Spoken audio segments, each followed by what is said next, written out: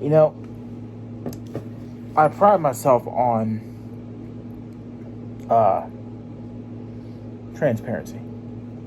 Okay. So, in the interest of transparency, a couple years ago, I made a video talking about the Nintendo Switch. And basically, I was unhappy. I was unhappy because I felt that Nintendo made a strong overreach in terms of what it was trying to do. This video that you guys are about to watch here is not about me saying 100% I was wrong. However, this is actually me talking about Nintendo in the terms of the ways that they have adapted and the ways that they have listened. Now, there are some things that we're going to talk about here in this video. And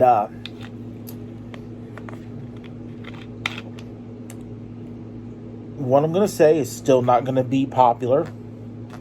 I already know that for a fact. However, I now own a Switch Lite. Reasons why will be revealed in the video. But I own a Switch Lite. So, first things first here, in this video that I'm basically going to be going off about is Nintendo's ability to adapt to the market, which I felt that how the market was going, they did not apply their intelligence in the way that it should have been applied, which I still believe to be true. Even though a bunch of people went out and bought the original Switch, and actually might as well go ahead and get this right now. The original Switch and the Switch as it is still sold, the regular model, okay? That in of itself, I consider to be a functional failure. Let me tell you why. When you go back to the Wii U and how the Wii U is perceived, the Switch, for a lot of people, even though it had those junky little Joy-Cons and still has those junky little Joy-Cons, it was seen as just an extension of that standard gimmick. Except that now, you had these itty-bitty, teeny-weeny little Joy-Cons instead of just the tablet, and you could connect them and go. I consider that to be a functional failure. I still consider that to be a functional failure.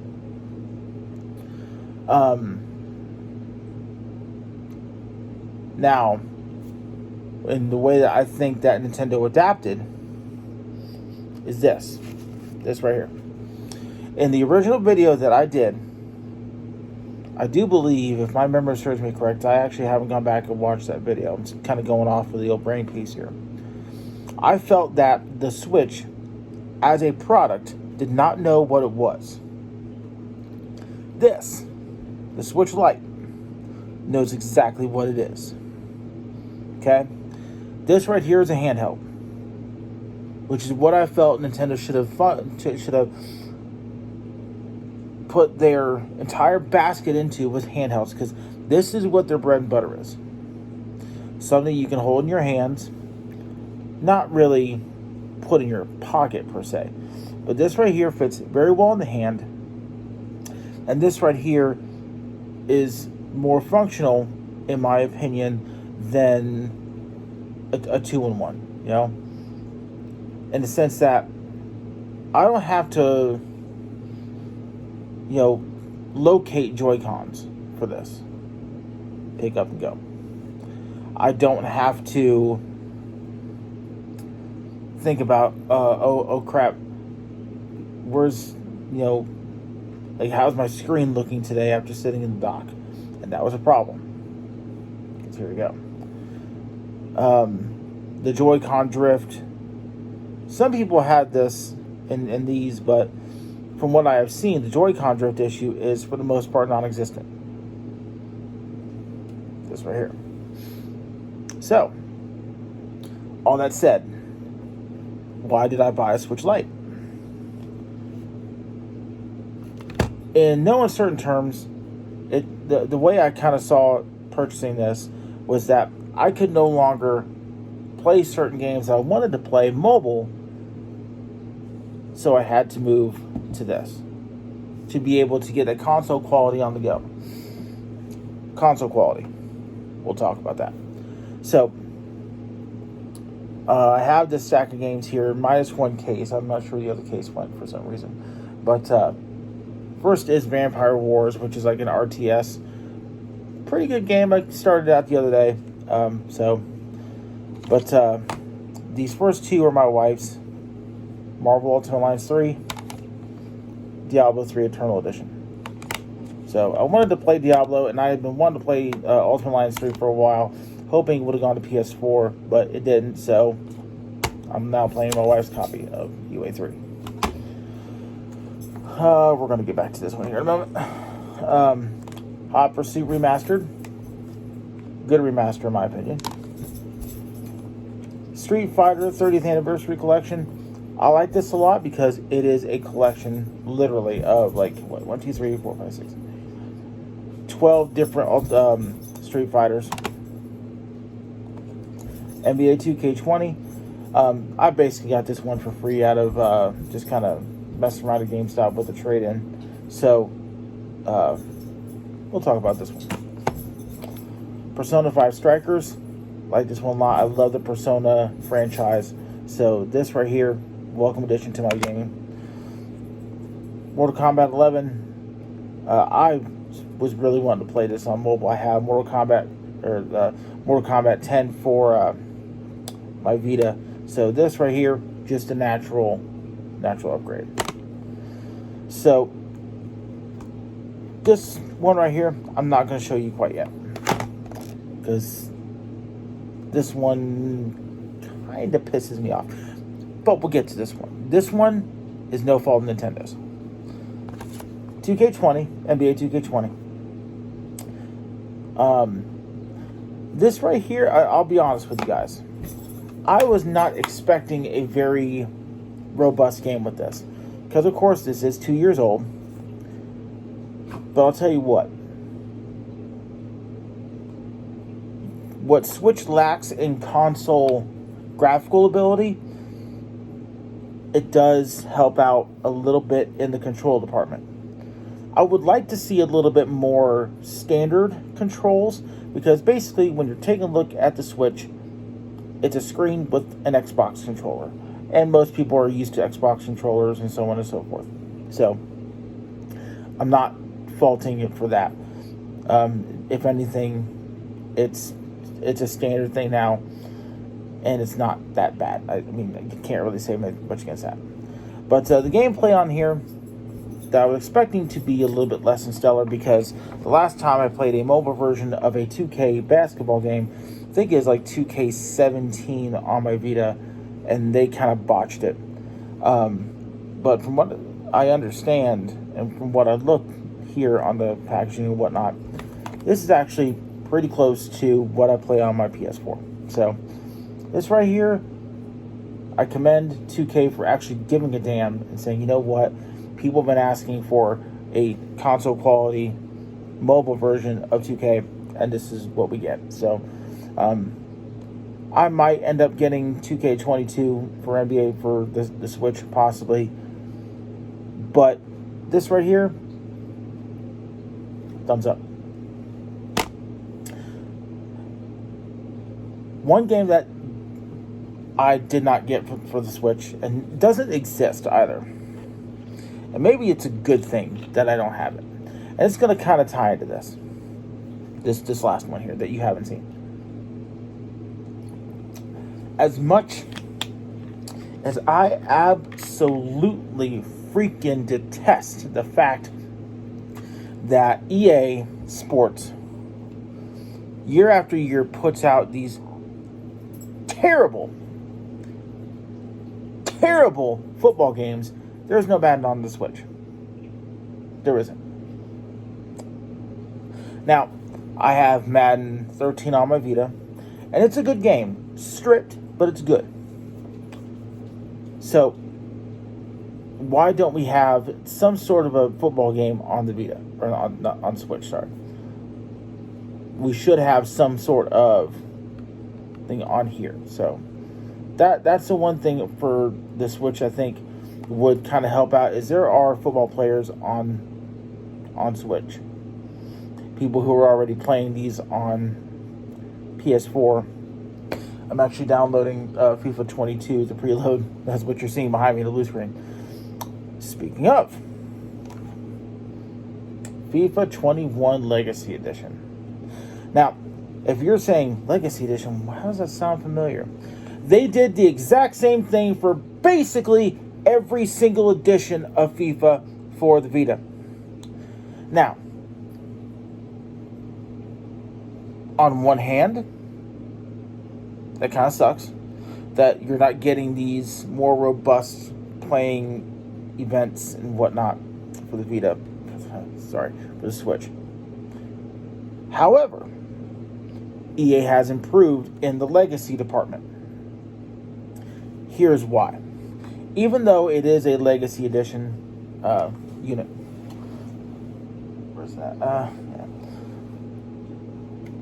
This right here does include the new stadiums, updated kits, squads, and stadiums, blah, blah, blah. But it actually does have FIFA Ultimate Team as well.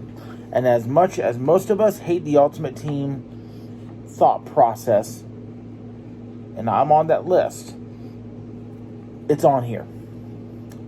And it's also cheaper. Like, I think I bought this for like, it was ridiculous. It was only like maybe $10-15. And if you want to upgrade from 21 to 22, you literally, it's like $40 new for this right now until 22 comes out, and then it's going to be $40. But if you already have 21 and you want to download 22, it's literally only $20. So that's one thing also that I have to commend EA on. It's like, you know what? You understand what's going on. You understand what this is, and you're pricing it accordingly. So that's a good mark on EA, at least in that aspect. But I mean, come on. I mean, put a little bit more effort, in my opinion, into that if you're going to charge that money. Now, a couple things here for the actual function of it. First things first. USB Type-C for the charging. A+ on that. Like that a whole hell of a lot. The triggers can be a little finicky at times for me, but I have kind of, big man hands or whatever. I got mine pre-owned from GameStop, so I'm not going to complain about the responsiveness. To be honest, though, pretty much everything seems about brand new quality to me. The plus and the minus, I would have maybe moved it as far as location-wise, and maybe moved it together, maybe down to the bottom right-hand corner or the top left-hand corner, something like that. It seems a little off-putting to have to come up and hit the plus and the minus every once in a while. The SD card slot, fantastic. It does kind of suck to only have so much onboard storage to start off with, and then you have to bump in your SD card. A matter of fact, I already ran into one issue where I downloaded the update for, actually I think it was for 2K20. Yeah, it was like 32 gigs or whatever, and I had other stuff from other games on there, and then I had to bump up to my 128 because I had because I had the update for 2K20, and I couldn't download my update for Mortal Kombat 11 because I ran out of space. I'm like, what the hell? And that was a 64 gig card initially, and then I had to switch to my 128, and I basically had to re-download the update for 2K20 because I couldn't switch from onboard to SD card like that. Didn't have enough room. So, the game card slot up at the top, I do like it. Nice and easy to work with. So here's a couple things I'm not a big fan of so far. Actually, no. Before I do that, one good thing, and this is in the mark of where Nintendo has done something fan-fucking-tastic. I'm so happy that I saw this because of the fact that it meant that they really listened. And when I saw this, I'm like, oh, that's just damn good, damn good. First off, thanks for turning on the Bluetooth on Switch. It is currently 2021, September 23rd, and I think they just turned on the Bluetooth a couple of weeks ago, or something along those lines, a couple of months ago. That's a plus and a minus, but I'm still going to mention it. So, one thing that I was so angry about when they announced the Switch was that we were sitting in a deluge of a barren fucking wasteland when it came to retro games on Nintendo consoles.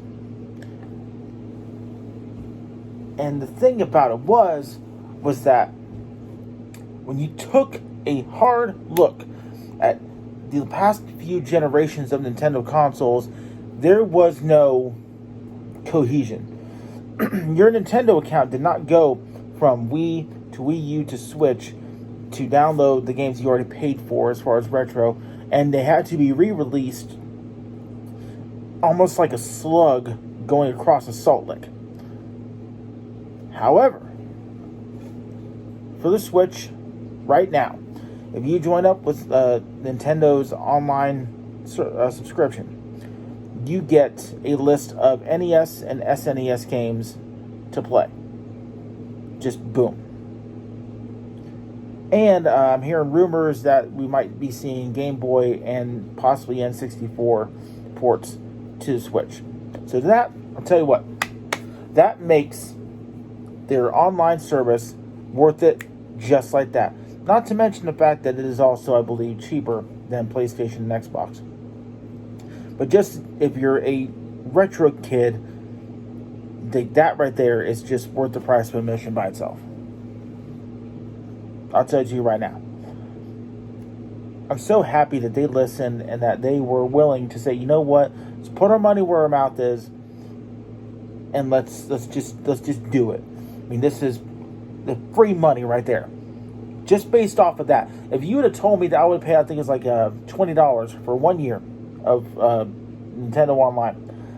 If you'd tell me that I could just buy that and that I have access to all the great classic Mario games that I liked. I mean, going back, I think like Dr. Mario, and this is just stuff off the top of my head because there's only certain, I'm not a big retro gamer, but if you're a big Zelda fan, there's a ton of Zelda games on SNES and NES. That screams we listened and we're doing something about it. So that right there, if you're on the fence about buying a Switch, that is a good thing. $20 a year for their online, and then boom, you have two big lists of games to choose from. I think all in all, it's like 100 in full, I think. So there we go. So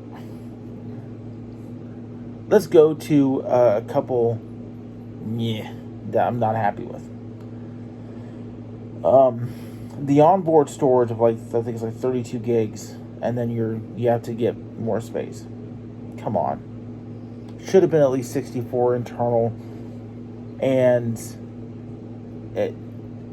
I'm not gonna drag Nintendo for the amount of space that it can hold as far as the SD cards, because I haven't gone too much into that.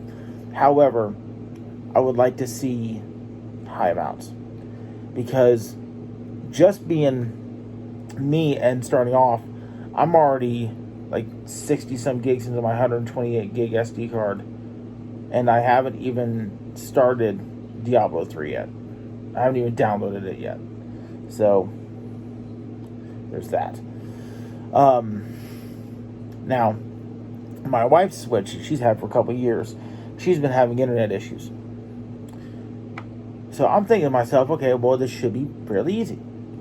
Now I go on to the online forums, and I'm checking some things, and I can't connect it to any computer, or at least not from what I'm seeing in any instructions, to be able to just download and update and just transfer it over. Like, okay, whatever.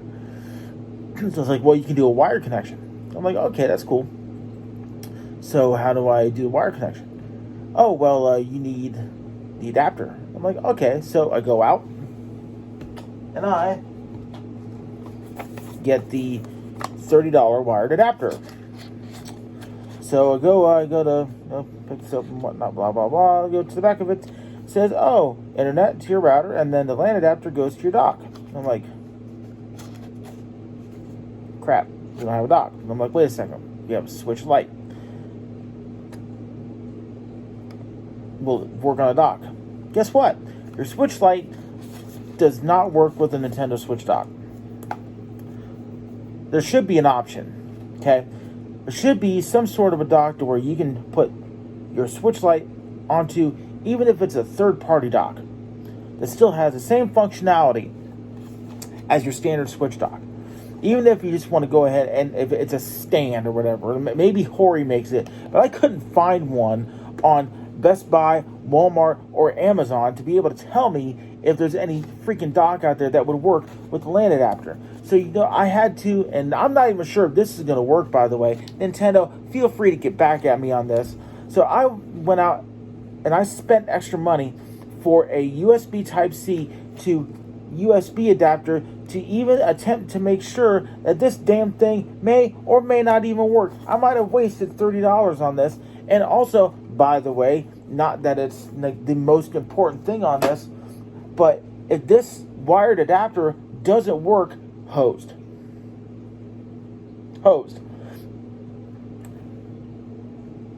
There needs to be a little bit more of an ease of fixing things.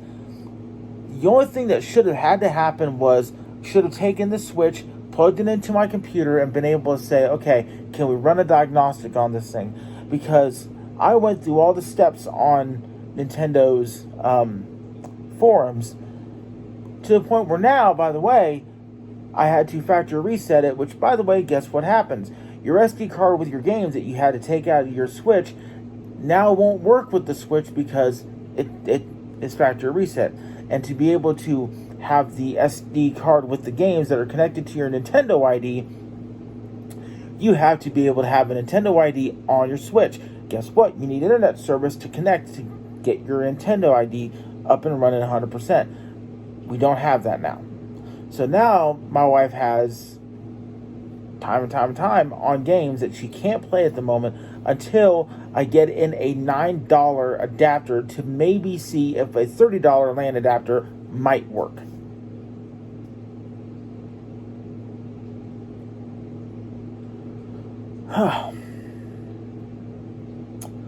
Another issue. I have a friend who owns Animal Crossing New Horizons. So the way he has it, both him and his girlfriend have a Switch. And they have the lights. But they also have a Switch that sits in front of their television. So she had been playing New Horizons on the TV Switch. So she takes out her SD card, he pops his in. It won't let him play his save of New Horizons on his profile on that Switch because his girlfriend already has an active Village on that Switch. What is the use of more than one profile on a system if you can't play a game based on that? I mean, but you see where I'm going with this. There are things with this system that need to be addressed. And we are how many years into it now? I do believe, and this is something I actually specifically went out and looked for, because we all like a little bit of hack and slash, a little bit of that rated M goodness. There is just a little bit of a dearth of like M-rated content for the Switch, and I know people out there saying, "Well, it's just meant to be for kids, get them acting." Well, guess what? There's plenty of M-rated games for the Switch. You know, there's plenty of M-rated games for the Switch. There's plenty of M-rated games for the Switch. So we also have to treat the gamers as adults if we're going to have these M-rated games. Not making it so an adult can be able to do things that a normal gamer would do is a problem to me. That's why I would say, okay, Nintendo, let's kind of get that together. Not saying like right to repair or anything, but at least the right to connect to a damn server or somebody in Nintendo's technical support to say, okay, well, this is what we need to do. I spent half an hour trying to connect this damn thing to the internet. My wife switched to the internet just to find out that I need to wait even longer to wait even longer. So, like, that's a problem. That's a problem. So, all in all, through the positives and the negatives that we have on this system, I don't feel like I wasted my money on the system by any stretch. Here's why. The games I've played so far have been adequate enough, if not up to par, what I would think a handheld quality would be.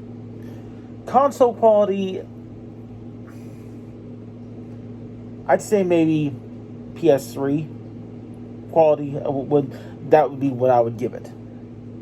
So when you're looking at how the system fares, it fares well from time, and it fares well from Nintendo actually taking it a little more seriously than they originally did.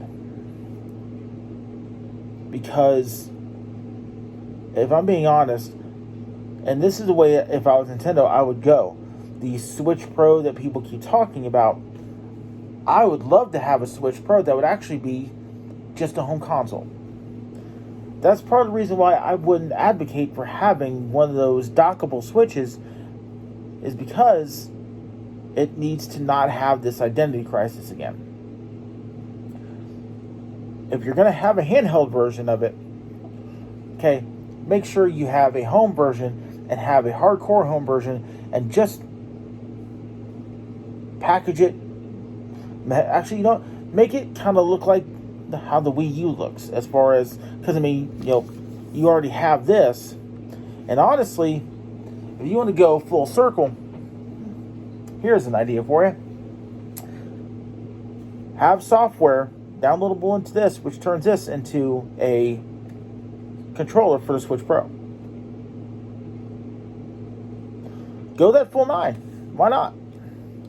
As a matter of fact, make the Switch Pro, send it with 2 Pro controllers, make it a little box or whatever, a nice little callback to the Cube,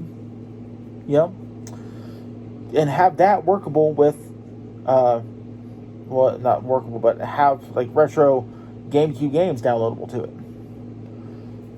Beef up the processor, just get that kind of going a little bit more. I mean, we're already kind of halfway there if you're thinking about doing N64 games on the Switch as is.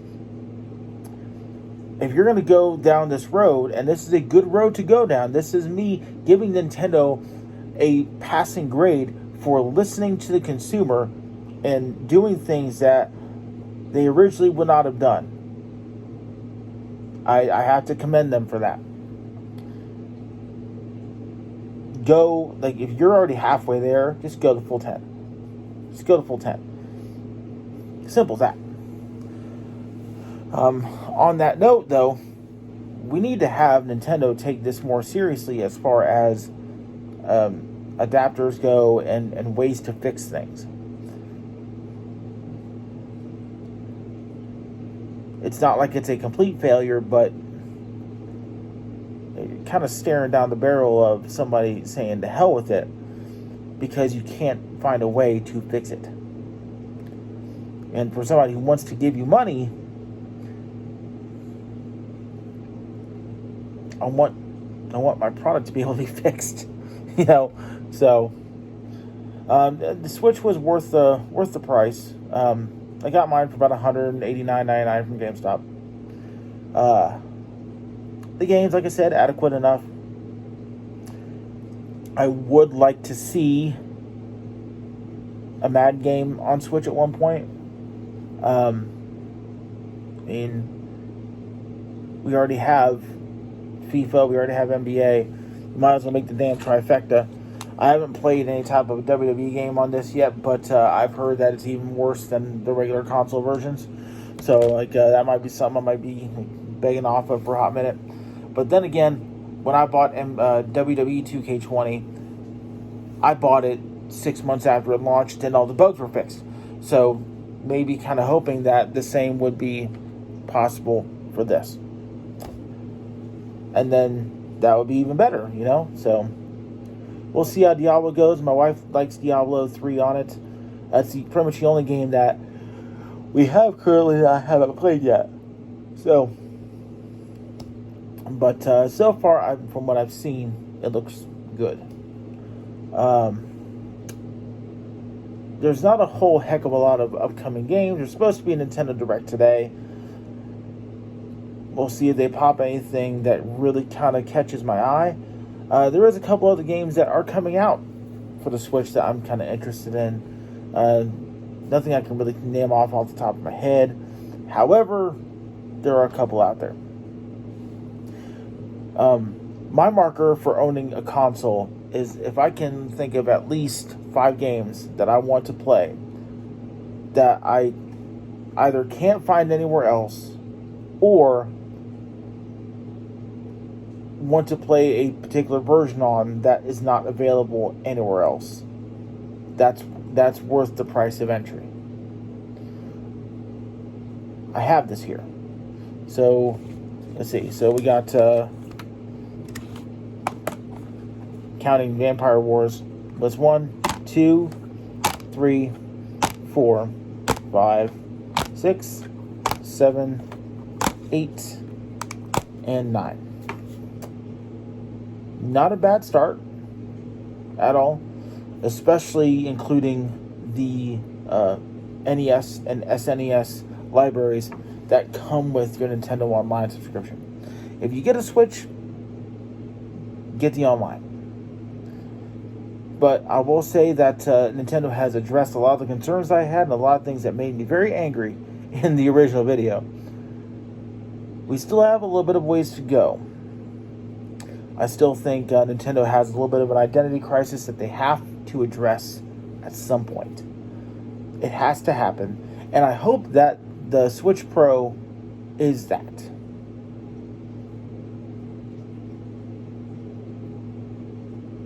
I don't see the era of Joy-Cons lasting a hell of a lot longer. Because even to this day, I consider the Joy-Cons a joke. Simple fact.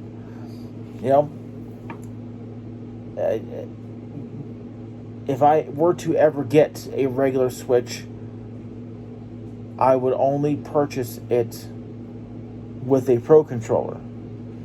And the gimmick of the motion controls has not grown on me and will never grow on me.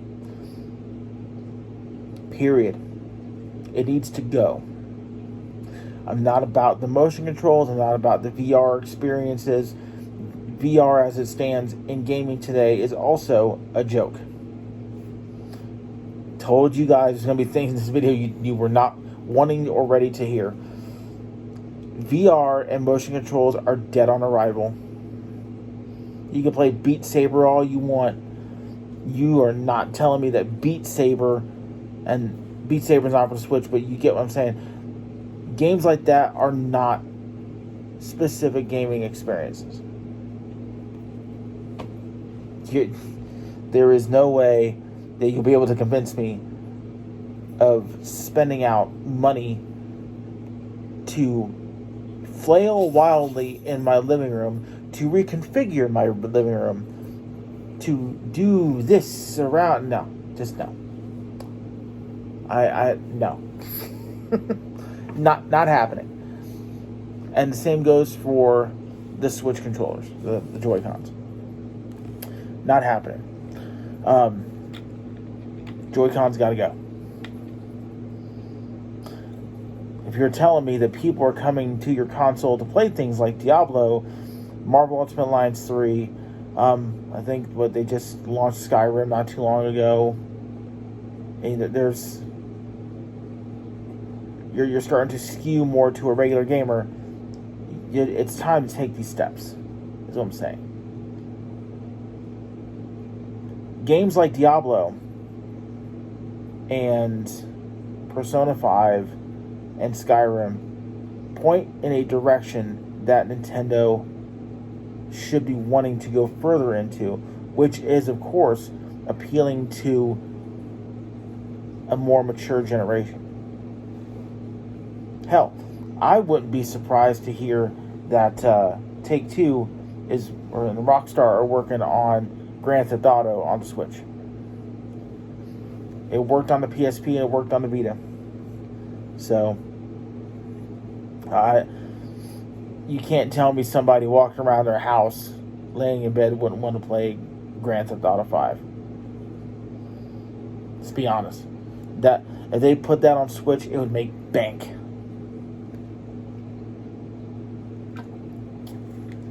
A couple things also that I would say is, as far as graphical interface goes, the graphics are not the best on Switch. But if I'm being honest, and this is my main thing with the NBA 2K20, the gameplay makes up for way more than what is necessary, which is great. I'm a big stickler for,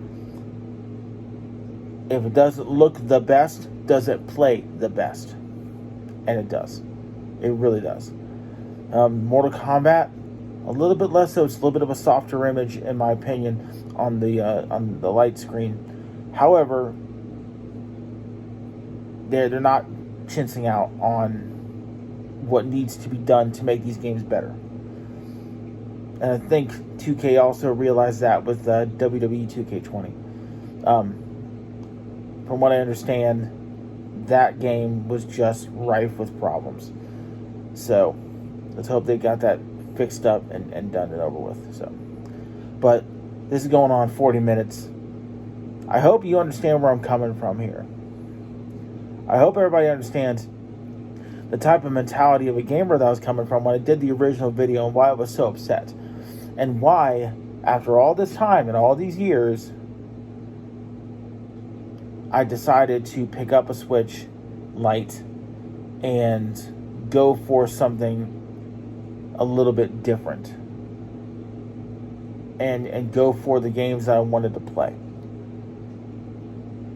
If you're unhappy with the fact that I made the decision to revisit something, I don't know what to tell you.